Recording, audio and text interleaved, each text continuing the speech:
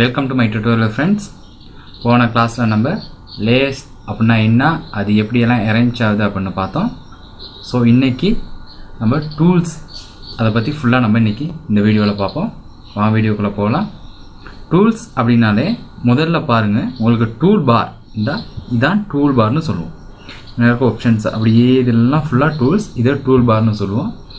இந்த டூல்ஸும் உங்களுக்கு இல்லை அப்படின்னா நான் சொல்லி கொடுத்த மாதிரி நீங்கள் லேயர்ஸ் போனீங்க தானே, அங்கே லேயர்ஸ் போயிட்டு எடுக்கிற மாதிரியே இதுலேயும் பாருங்கள், இந்த டூல்ஸ் மேலே டிக் ஆகிருக்கு பாருங்கள். இந்த டூல்ஸ் அப்படி அன்டிக் பண்ணிங்கன்னா டூல்ஸ் இருக்காது. அப்படி இல்லாதவங்க இந்த டூல்ஸை போயிட்டு இங்கே டிக் பண்ணிங்கன்னா டூல்ஸ் அப்படியே உங்களுக்கு வந்துடும். இந்த டூலில் முத நம்ம பார்க்க போகிறது இங்கே இருக்க மூவ் டூல். இந்த மூவ் டூல் எப்படி இருக்குன்னு கேட்டால் ஒரு அம்புக்குழியோட ஒரு கேசர் மாதிரி இருக்கும். இதுக்கு ஷார்ட்கட் கீ வந்து வி. ஸோ இந்த மூவ் டூலில் எப்படி நம்ம ஒர்க் பண்ணுறோம் அப்படின்னு இப்போ பார்ப்போம். இப்போ நான் ஒரு நார்மலாக ஒரு இமேஜ் ஒன்று ஓப்பன் பண்ணிக்கிறேன்.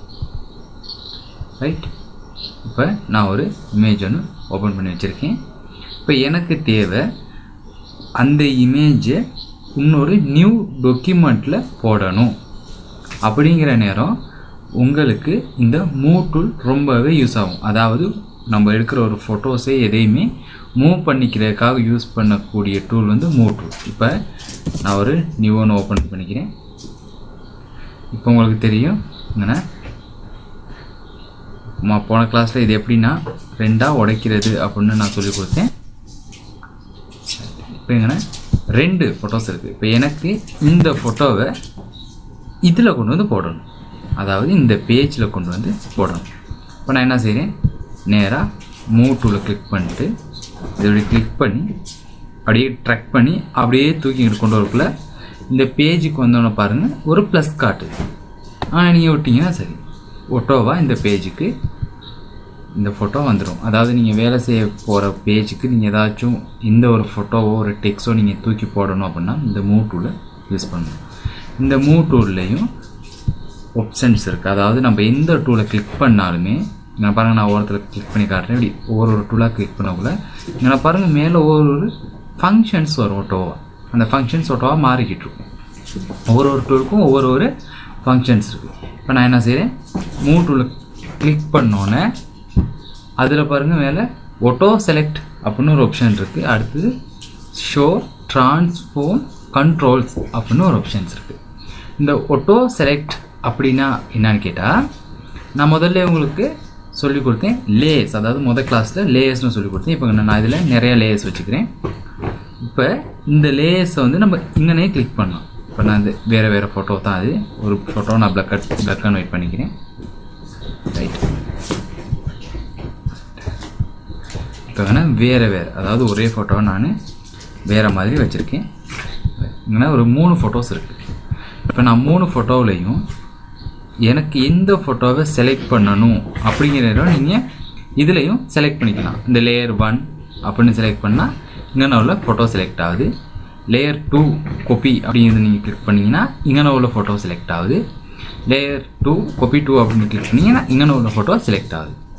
இப்போ உங்களுக்கு எனக்கு இங்கே வந்து கிளிக் பண்ணிக்கிட்டு இருக்கலாது, நான் கிளிக் பண்ணுற ஃபோட்டோ அப்போவே செலக்ட் ஆகணும் அப்படின்னு நீங்கள் நினச்சிங்கன்னா மேலே பாருங்கள் ஆட்டோ செலக்ட் அப்படின்னு ஒரு ஆப்ஷன் இருக்குது. நீங்கள் இதை டிக் பண்ணி வச்சுருந்தீங்கன்னா நீங்கள் எந்த ஃபோட்டோவுக்கு மேலே இந்த மூவ் டூலை வச்சு இப்படி கிளிக் பண்ணுறீங்களோ அந்த ஃபோட்டோ செலக்ட் ஆகும். இப்போ பாருங்கள், நான் செலக்ட் பண்ண ஃபோட்டோ செலக்ட் ஆகிடுச்சு. இப்போ நான் இதுக்கு மேலே வந்து செலக்ட் பண்ணுறேன், இது செலக்ட் ஆகிடுச்சு. இப்போ இதுக்கு மேலே வந்து செலக்ட் பண்ணுறேன், இதுவும் செலக்ட் ஆகிடுச்சு. ஸோ இதுக்காக தான் இந்த ஆட்டோ செலக்ட் ஆப்ஷன் இருக்குது. அது மட்டும் இல்லை, அங்கே பாருங்கள் ஷோ ட்ரான்ஸ்ஃபார்ம் கண்ட்ரோல் அப்படின்னு ஒரு ஆப்ஷன் இருக்குது.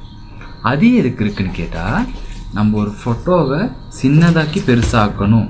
அதாவது இந்த ஃபோட்டோவை நான் சின்னதாக்கணும் அப்படின்னா நம்ம ஓரத்தில் ஒரு ஃபோட்டோட ட்ரான்ஸ்ஃபார்ம் அப்படிங்கிற ஒரு ஆப்ஷன் இருந்தால் மட்டும்தான் நம்ம அதை சின்னதாக்கி பெருசாக்கணும். இப்போ நான் இதை அன்டிக் பண்ணேன்னா இதை சுற்றி இந்த ஃபோட்டோவை சுற்றி பாருங்கள், இந்த 4-6 மூலையே டொட்டாக இருக்குது, அது இல்லாமல் போயிடும்.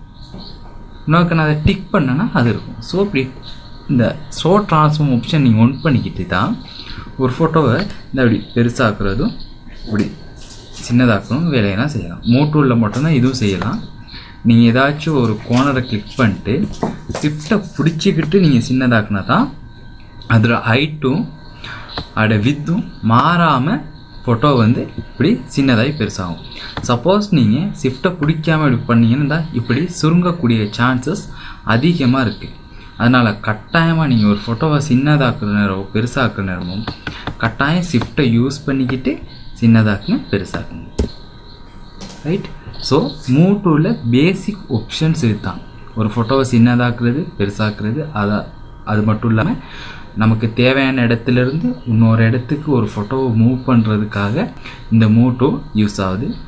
Okay friends, thank you.